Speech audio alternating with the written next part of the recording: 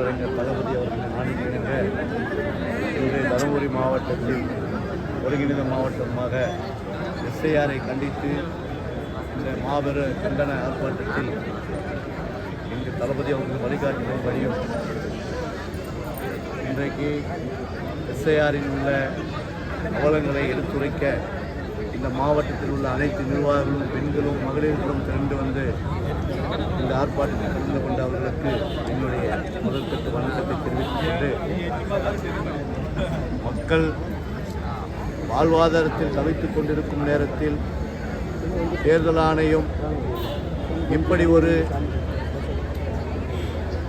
நெருக்கடியான காலகட்டத்தில் நேரத்தை ஒதுக்கி மக்களின் வாக்குரிமை பறிக்கும் விதமாக இந்த எஸ்ஐஆர் எனும் கொடிய அரசு மக்களின் விரோத எதிர்ப்பை அறிவித்து ஏழை எளிய மக்களை நசுக்கும் வகையில் அவர்களின் வாக்குரிமை பறிக்கும் வகையில் இந்த எஸ்ஐஆரை கொண்டு வந்து தமிழகத்திலே மக்கள் உரிமை பறிக்க முயற்சிக்கும் தேர்தல் ஆணையத்தையும்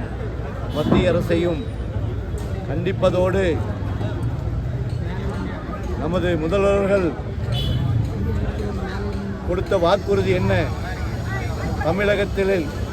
எஸ்ஐஆரை உள்ளே நுழைய விட மாட்டோம் என்று கூறினார். இது எப்படி வந்தது என்பதற்கு தமிழக முதல்வர்கள் இந்த மக்களிடம் பதில் சொல்லியாக வேண்டும் என்ற கடமை அவருக்கு உள்ளது. மக்களை எப்படி வேண்டுமானாலும் மடைமாற்றி விடலாம் என்ற ஒரே ஒற்றை நம்பிக்கையோடு அவர்கள் மறைமுகமாக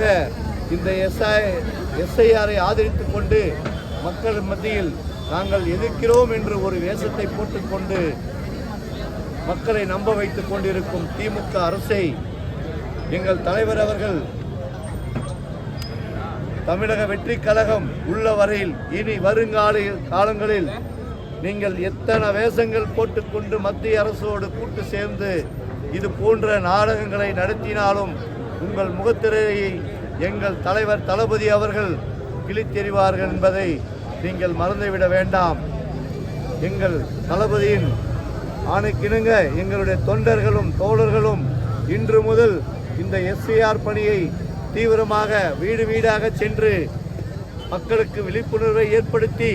தமிழகத்தில் மக்களின் வாழ்வாதாரத்தையும் வாக்குரிமையும் காப்பாற்றுவார்கள் என்று எங்கள் தளபதி உத்தரவின் பேரில் தருமபுரி மாவட்டத்தின் சார்பாக இன்று முதல் களப்பணியை நாங்கள் தொடங்குவோம் என்று எங்கள் தளபதி ஆணைக்கிணங்க இந்த மாபெரும் ஆர்ப்பாட்டத்தை நாங்கள் நடத்தியுள்ளோம். இந்த ஆர்ப்பாட்டத்தில் கலந்து கொண்ட அத்தனை பேருக்கும்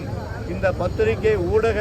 நண்பர்களுக்கும் தருமபுரி மாவட்டத்தின் சார்பாக கோடான நன்றியை தெரிவித்துக் கொண்டு மீண்டும் எஸ்ஐஆரையும் தேர்தல் ஆணையத்தையும் மத்திய அரசையும் மாநில அரசையும்